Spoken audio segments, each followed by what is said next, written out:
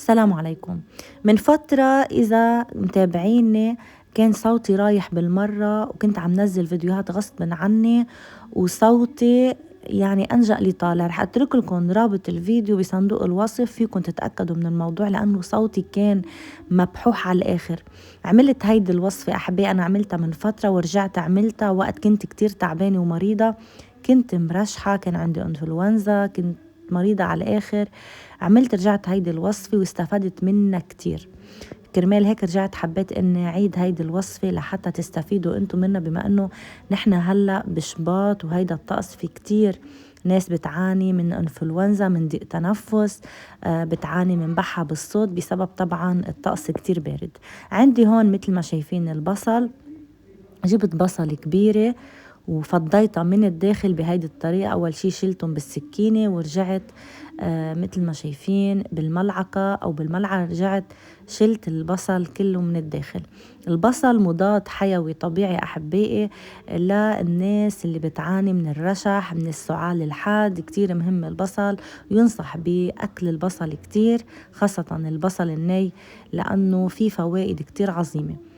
عندي هون مثل ما شايفين كمان الثوم، جبت 3 حبات من الثوم وبشرت بتقطيعهم، بإضافة قطعة صغيرة من الزنجبيل اللي كمان جبتها وبدي أفرمها معهم. طبعا للناس اللي بتحب تاكل بصل أنا بنصحها بأكل البصل، بس في ناس بتقول إنه البصل بيعطي ريحة كتير بشعة. مجرد ما إنكم تاكلوا بصل بتقدروا تاكلوا بعده البقدونس، عرقان من البقدونس بيقضي على رائحة البصل فورا. هون فرمت مثل ما شايفين الثوم مع قطعة صغيرة من الزنجبيل وحطيتها مباشرة داخل البصل. هاي الطريقة أنا اتبعتها واستفدت كتير كتير منها. عندي العسل، رح جيب العسل وحط العسل مباشرة فوق الثوم والزنجبيل اللي أنا فرمته. والزنجبيل كمان معروف بأهميته الكبيرة، والثوم كمان مضاد حيوي طبيعي بيستخدم بكتير بالطب العربي البديل، وهو كتير مهم للإنفلونزا وللسعال ولا تفتيح إذا حدا عنده ضيق تنفس ينصح كمان بأكله. عندي هون أحبائي سكر، بدي أحط سكر. تستغربوا ليه حطيت سكر؟ ما أنا حتى عسل. السكر بده يفتت جزيئات البصل لحتى يصيروا مثل الزيت. عندي هون زيت زيتون كمان، طبعا بدي أتركهم لمدة 12 ساعة لتاني نهار لحتى أقدر إني استفيد منهم. عندي هون البصل اللي أنا قطعته قبل شوي أو اللي أنا أخدته من البصلة، أكيد مش رح أرميه، رح أقطعهم لأنه بدي أعمل سلطة سريعة لزيادة المناعة. سلطة كتير مهمة، طبعا مش مثل السلطات العادية اللي نحن بناكلها، لا هيدي السلطة مختلفة كليا. فرمت البقدونس مثل ما شايفين وبدي أحط البقدونس مباشرة فوق البصل. فيكن تضيفوا الثوم، بس بصل وثوم مع البقدونس طعمتهم مش رح تكون كتير محببة. كرمال هيك أنا ما ضفت الثوم صراحة، ما حبيت طعمة الثوم بقلبهم، بس أكيد إذا ضفت الثوم رح تحصلوا على نتيجة أسرع. حطيت سكر وحطيت عسل.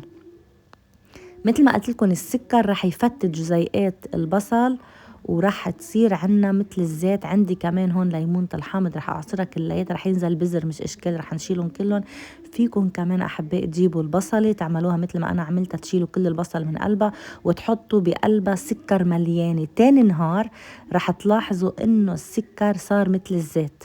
وكمان فيكم تجيبوا الفجل تعملوه بنفس الطريقة، تفتحوه وتحطوا بقلبه السكر كمان. تاني نهار بيصير زيت، يعني كيف العسل نفس الشي بيصير. كمان كتير مهم ليتتاكل على الصبح على الريق.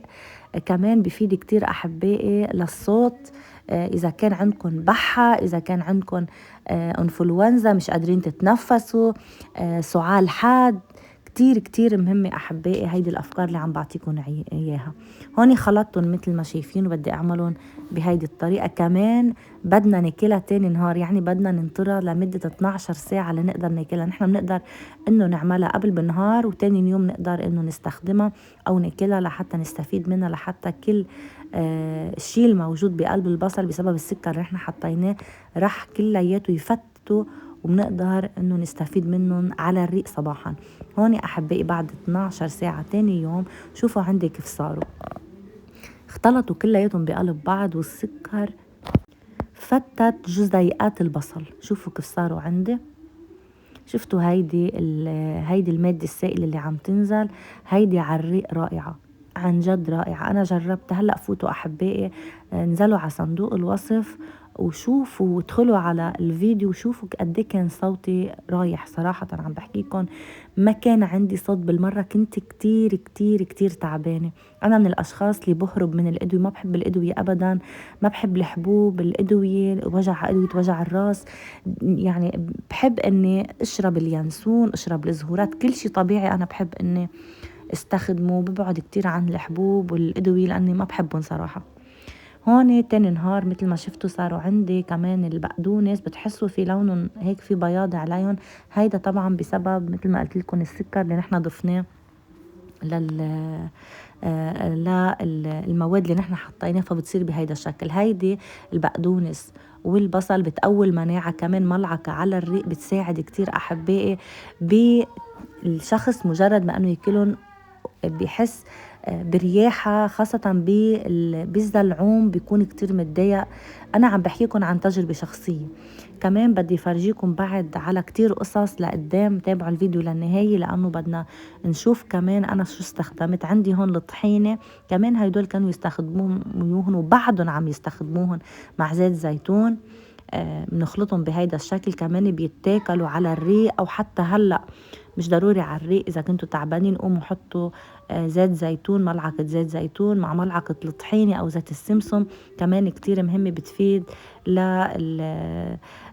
اذا كان حدا عنده سعال قوي، عنده انفلونزا، كمان كتير مهمة مع العسل.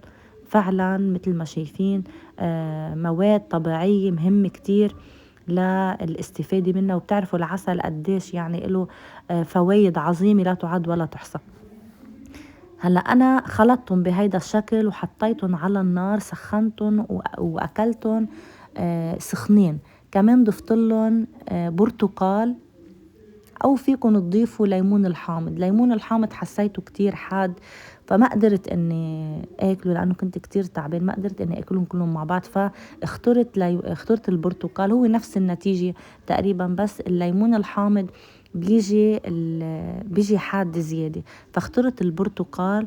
سخنتهم بهيدي الطريقة أحبائي وأكلتهم. كل شوي أكل منهم، كل شوي أكل منهم. عن جد استفدت كتير وقدرت أني أحكي لأنه صوتي كان رايح على الآخر. ما عم بالغ أحبائي، فوتوا على الفيديو شوفوا.